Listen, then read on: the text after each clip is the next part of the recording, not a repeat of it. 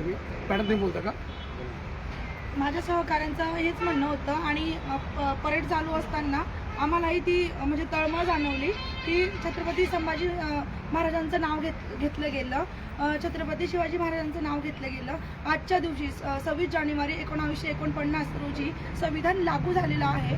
तर खरे संविधान निर्माता बाबासाहेब आहेत, तर बाबासाहेबांचं नाव त्यांनी घ्यायला पाहिजे होतं.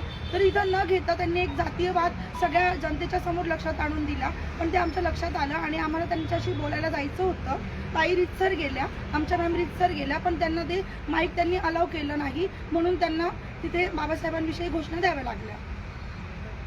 नाशिकरला काय सांगता तुम्ही?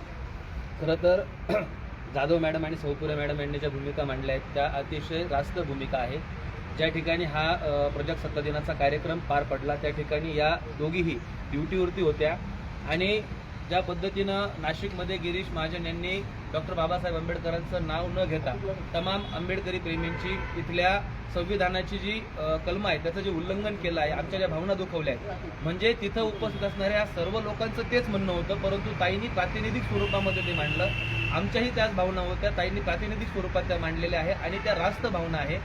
आज प्रजासत्ताक दिन आहे, ज्या संविधानामुळे या देशाला स्वातंत्र्य भेटलं, ज्या संविधानामुळे हा देश प्रजासत्ताक झाला, एक रिपब्लिकन नेशन म्हणून उदयास आला, त्या देशामध्ये जर भाषण देताना इथं संविधानिक पदावरती बसलेला एखादा मंत्री जाणीवपूर्वक म्हणजे जर समजा अनावधानानं नाव राहून गेलं असतं तर आम्ही समजलं असतो.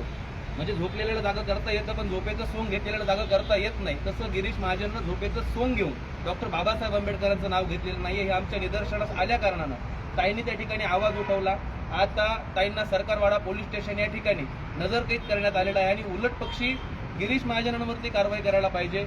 एखाद्या डिपार्टमेंटमधल्या माणसाचं म्हणणं ऐकून न घेता तुम्ही मंत्र्यांची जर लांगूल चांगूल करत असाल, मंत्र्यांच्या मागं पुढं फिरून जर मंत्र्यांसोबत राहत असाल तर मंत्री 5 वर्षानं बदलतो, अधिकारी कायम असतो, तो संविधानिक पदावरती त्याच्या शिक्षणानं पोहोचलेला असतो. आणि म्हणून माझं डिपार्टमेंटला आव्हान असेल, पोलीस प्रशासनाला आव्हान असेल की तुम्ही या दोन्ही कर्मचाऱ्यांना समज देण्यापेक्षा आज वंचित बहुजन आघाडीचे, संभाजी ब्रिगेडचे, आमचे सर्व रिपब्लिकन पक्षांचे, डॉक्टर बाबासाहेब आंबेडकरांना मानणारे सर्व कार्यकर्ते या ठिकाणी जमलेलो आहोत आणि आमची ही मागणी आहे की या 2 कर्मचाऱ्यांच्या पाठीमागे आम्ही ठामपणे उभा आहोत. गिरीश महाजनांनी फक्त दिलगिरी व्यक्त करू नये. गिरीश महाजनांनी इथेही सरकारवाड्याला त्यांचे काही चाटू पाठवले होते आणि सांगितलं होतं की बाबा रिपोर्टिंग करा काय चालू आहे. जेव्हा त्यांना कळलं की इथं वंचित बहुजन आघाडी आणि सर्व कार्यकर्ते या ठिकाणी उपस्थित आहेत, त्या ठिकाणी गिरीश महाजनांनी माफी मागितली आहे, परंतु माफी ही आमच्यासाठी पुरेशी नाही आहे. गिरीश महाजन यांच्यावरती पोलीस प्रशासनानं अॅट्रॉसिटी अंतर्गत तमाम आंबेडकरी प्रेमींच्या भावना दुखवल्या आहेत, संविधानाचं विटंबन केलं आहे. त्या दृष्टीनं गिरीश महाजनवरती अॅट्रॉसिटी दाखल झाली पाहिजे. गिरीश महाजनचा मंत्रिपदाचा दर्जा रद्द झाला पाहिजे आणि आज नाशिकमध्ये जो हैदोस गिरीश महाजन नावाच्या माणसाने घातलाय, हे जळगावचं पार्सल जळगावला परत गेलं पाहिजे, या आमच्या नाशिककरांच्या भावना आहेत. आणि आज जी घोडचूक गिरीश महाजन यांनी केलेली आहे, ह्या घोडचुकीला आंबेडकरी समाज, संविधानवादी समाज, पुरोगामी फुलेशाह होणार आहोत. आणि ताईंना जी भूमिका मांडली आहे, ताईंच्या प्रत्येक भूमिकेशी वंचित बहुजन आघाडी आणि इथला नाशिकमधला संविधानवादी प्रत्येक नागरिक त्यांच्या बाजूने ठामपणे उभा राहील. संभाजी ब्रिगेड संभाजी ब्रिगेडचे प्रफुल्ल दादा आहेत. दादा, काय तुम्ही आता सगळं बघितलं असेल, काय हे सगळं प्रकरण, तुमची संभाजी ब्रिगेडची काय भूमिका असणार आहे? जय जिजाऊ जय भीम.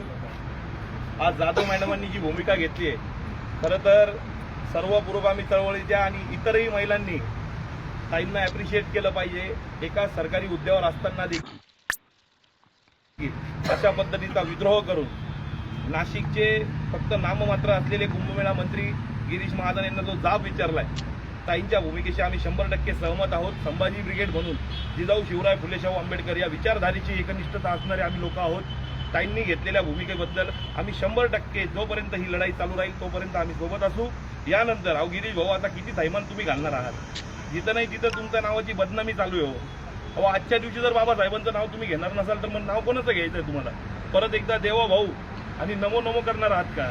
हा आमचा खऱ्या अर्थानं सवाल आहे. गिरीश भाऊ, आमची तुम्हाला कळकळीची विनंती आहे किंवा सूचना आहे, संविधानवादी समाज, पुरोगामी चळवळीचा समाज हा एका विचारधारेवर, एका आयडियॉलॉजीवर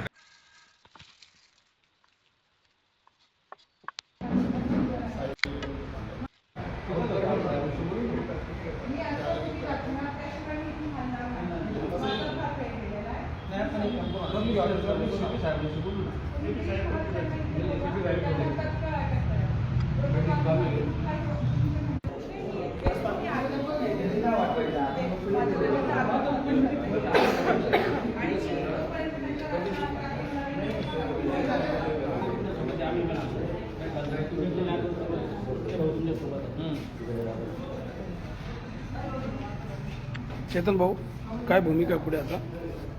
भूमिका हीच आहे, ताईंची जी भूमिका आहे त्या ताईंच्या प्रत्येक भूमिकेशी आम्ही समर्थ आहोत आणि त्यांच्या पाठीमागे ठामपणे उभा आहोत. आज ज्या पद्धतीनं डॉक्टर बाबासाहेब आंबेडकरांचं नाव न घेता गिरीश महाजननं जी घुरचूक केलेली आहे, आज सामान्य नागरिक म्हणून जो कोणी तिथं त्या कार्यक्रमाला उपस्थित असेल त्या सगळ्या लोकांच्या भावना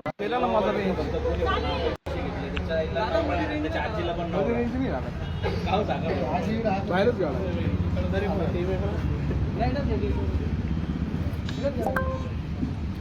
मित्रांनो, आम्ही सगळे बाबासाहेबांना मानणारे लोक सरकार पोलीस चौकीमध्ये जमलेले आहेत आणि त्या ताई पण इथं आहेत सध्या, ज्यांनी कुठल्याही याची तमा न करता डायरेक्ट त्यांना प्रश्न विचारला आहे. ताई, तुमचं नाव सांगा. सगळ्यांमध्ये जय भीम. माझं नाव माधुरी जाधव शिंदे, नाशिक. काय घडलं ताई नेमकं तिथं आता? दादा, मी एक सरकारी नोकर आहे, वर्दी मला दिलेली आहे आणि आज परेड ग्राउंडवरती संचलन होतं ते मी पूर्ण केलं आणि संचलनात उभी असताना जे पालकमंत्री आहे त्यांना जो मान दिला गेला पालकमंत्री, तर त्यांनी आपलं जे मनोगत ते व्यक्त केलं. पहिल्या निवडणुकीनंतरचं पहिलं मनोगत होतं आणि मी शिक्षित आणि सुशिक्षित स्वतःला मानते खऱ्या अर्थाने, कारण माझा संविधानावर खूप विश्वास आहे. तर मला असं अपेक्षित होतं की त्यांनी डॉक्टर बाबासाहेब आंबेडकरांना आज निदान अभिवादन तरी करायला हवं होतं, कारण आपण जो फॉर्म्युला ऐकतो H2O म्हणजेच पाणी, तर H आणि Oला आपण म्हणजे वेगळा नाही करू शकत पाणी म्हटल्यावर. तसं संविधान म्हटल्यावर डॉक्टर भीमराव रामजी आंबेडकर हे तिथे आलेच पाहिजे, कारण ते अटळ आहे. मग गिरीश महाजननी त्यांना अभिवादन केलं नाही. जे उपटसुंबे काल परवाच्या संविधानामुळे इथे आले, उपटसुंबेच म्हणेल मी, ज्यांना अक्कल पण नाहीये, अशा लोकांचा 4-4 वेळेस त्यांनी तिथे प्रचार केला पण बाबासाहेबांना साधं अभिवादन पण केलं नाही. हा जातीयवाद आहे, निव्वळ जातीवाद. तर माझं म्हणणं हे होतं, गिरीश महाजनना माझ्या भावना हे करायचे होतं की आज तुम्ही त्यांची चूक, एक पालकाला एक पाल्य पण चूक लक्षात आणून देतो, ही चूक त्यांना निदर्शनास आणून द्यायची होती. म्हणून मी तिथल्या सूत्रसंचालक बाईला म्हटलं की ते लगेच जाते सिक्युरिटीमध्ये, मला इथून त्यांच्याशी संवाद साधू द्या. त्यांनी माईक दिला नाही. मी त्यांच्या बरोबरीने माईकचा फक्त वापर केलाय. तो पण मला हक्क संविधानाच्या दिवशी संविधानाने दिलेला आहे की प्रजासत्ताक दिनाच्या दिवशी वर्दीवाला असू दे किंवा कुठलाही सरकारी कर्मचारी असू दे, त्याला त्याचं मत मांडण्याचा लोकशाहीमध्ये अधिकार आहे. त्यामुळे मी कुठला गुन्हा केला नाही. मग मी डॉक्टर बाबासाहेब आंबेडकरांचा त्यांनी केला नाही, परंतु मी दूरदृष्टीची, शिकलेली, सुशिक्षित झालेली महिला आहे, म्हणून मी बाबासाहेबांचा तिथे सगळ्या जे कोणी प्रेक्षक किंवा पब्लिक आले होते त्यांचा मी जय जयकार केला. त्याच्यामुळे मला पोलिसांनी गाडीत बसवलेलं आहे आणि मला असं वाटतं की हा मग अजेंडा आहे बाबासाहेबांना आणि त्यांच्या अनुयायांना आणि त्यांच्या समाजाला संपवण्याचा. आणि माझी आता मागणी आहे की गिरीश महाजनांना कितपत त्यांचं योग्य वाटलं वागणं माहीत नाही, परंतु त्यांनी अॅट्रॉसिटी त्यांच्यावर दाखल करण्यात येईल असा गुन्हा त्यांनी केला आहे. त्यांनी जातीयवाद निदर्शनास आणून दिलंय आणि आता मला समन्स देत आहे, म्हणजे मी गुन्हेगार आणि ते तारळहार झाले.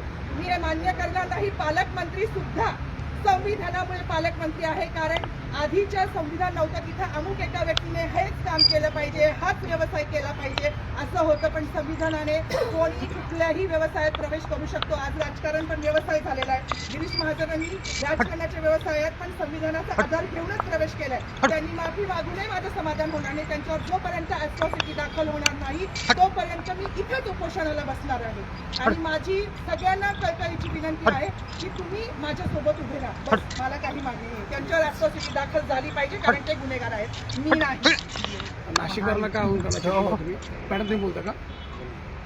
माझ्या सहकाऱ्यांचं हेच म्हणणं होतं आणि परेड चालू असताना आम्हालाही ती म्हणजे तळमळ जाणवली की छत्रपती संभाजी महाराजांचं नाव घेतलं गेलं, छत्रपती शिवाजी महाराजांचं नाव घेतलं गेलं. आजच्या दिवशी 26 जानेवारी 1949 रोजी संविधान लागू झालेलं आहे. तर खरे संविधान निर्माता बाबासाहेब आहेत, तर बाबासाहेबांचं नाव त्यांनी घ्यायला पाहिजे होतं. तर इथं न घेता त्यांनी एक जातीयवाद सगळ्या जनतेच्या समोर लक्षात आणून दिला, पण ते आमच्या लक्षात आलं आणि आम्हाला त्यांच्याशी बोलायला जायचं होतं. ताई रितसर गेल्या, आमच्या मॅम रितसर गेल्या, पण त्यांना ते माईक त्यांनी अलाव केलं नाही, म्हणून त्यांना तिथे बाबासाहेबांविषयी घोषणा द्याव्या लागल्या. नाशिकरला काय सांगता तुम्ही? खरं तर जाधव मॅडम आणि सौपुरे मॅडम यांनी ज्या भूमिका मांडल्या आहेत त्या अतिशय रास्त भूमिका आहेत. ज्या ठिकाणी हा प्रजासत्ताक